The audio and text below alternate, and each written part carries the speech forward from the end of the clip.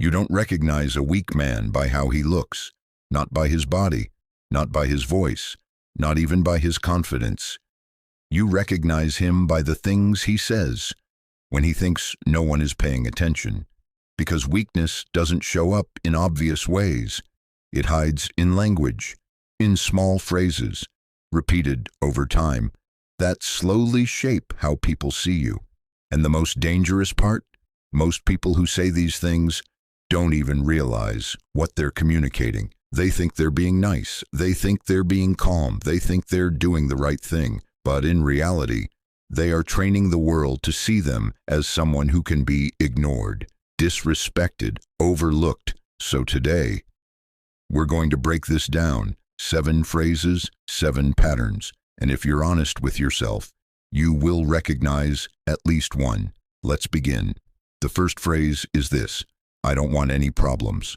On the surface, this sounds peaceful. It sounds like maturity, like someone who avoids drama. But underneath, it signals something very different. It signals that you are willing to tolerate things that should not be tolerated. Because life is not about avoiding all problems. It's about choosing which problems are worth standing for. And when you say, I don't want any problems, what people hear is, he won't push back. He won't stand his ground. He's safe to test. And they will, not always consciously. But humans are wired to test boundaries. And if you show none, you will be treated accordingly. Not because people are evil, but because you made it easy. The second phrase, I was just joking. This one is subtle. You say something. Someone responds with disrespect.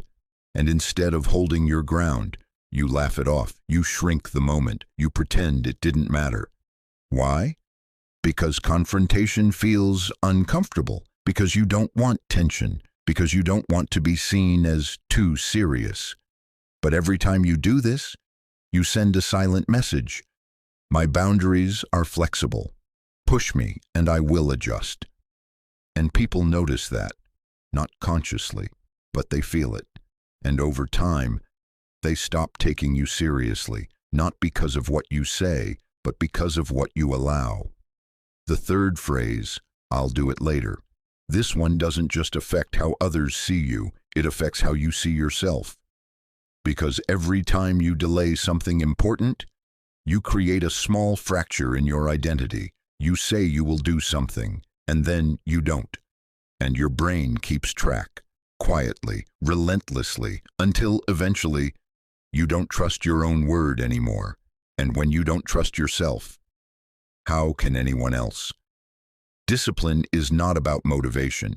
It's about alignment between what you say and what you actually do. And every later moves you further away from that alignment. The fourth phrase, it's not that serious.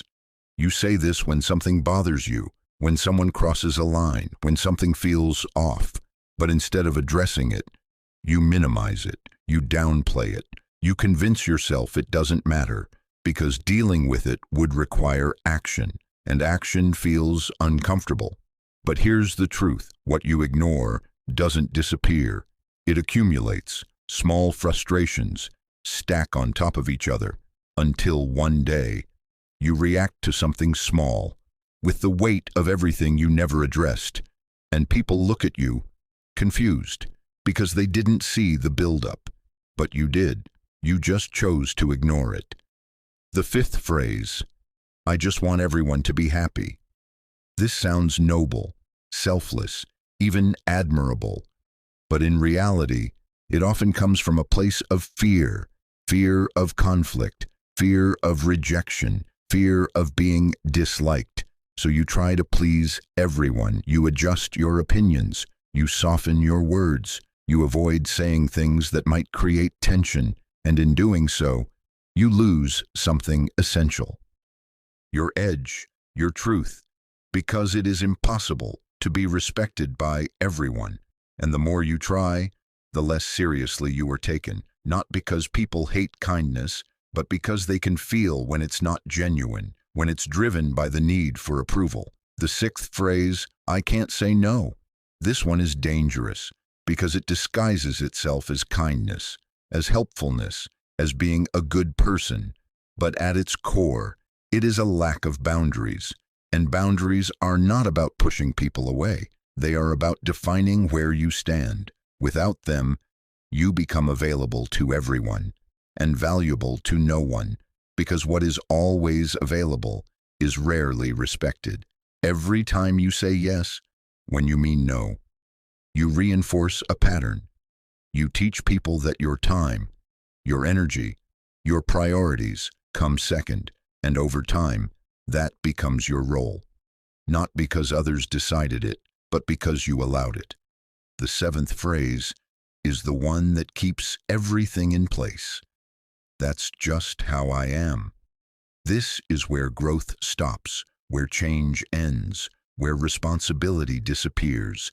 Because the moment you say this, you close the door.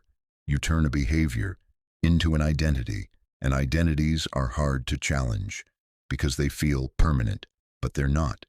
They are built through repetition, through habits, through choices, and what is built can be rebuilt, but only if you're willing to question it. Now, here's where it gets uncomfortable, because reading this or listening to this, you might recognize yourself in one phrase, or maybe more, and your first instinct might be to justify it, to explain it, to say, well, in my situation, it's different. But that's exactly how these patterns survive, through justification, through avoidance, through the refusal to look at them clearly. So instead, do something different. Ask yourself, where am I doing this? Where am I avoiding tension? Where am I minimizing things that actually matter? Where am I saying yes when I should be saying no? Because awareness is the starting point, not perfection, not instant change, just awareness. And from there, small shifts begin. You don't need to become aggressive. You don't need to dominate conversations. You don't need to change your personality.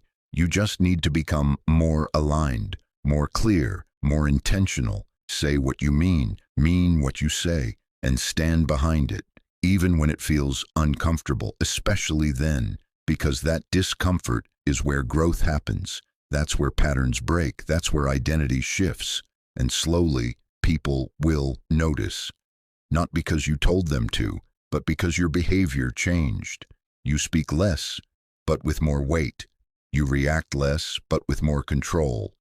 You tolerate less, but with more clarity, and that changes everything. Because respect is not something you ask for, it's something you demonstrate over time, through consistency, through boundaries, through the things you no longer say. So now I'll ask you something simple. Which of these phrases have you been using? Be honest, not with me, with yourself.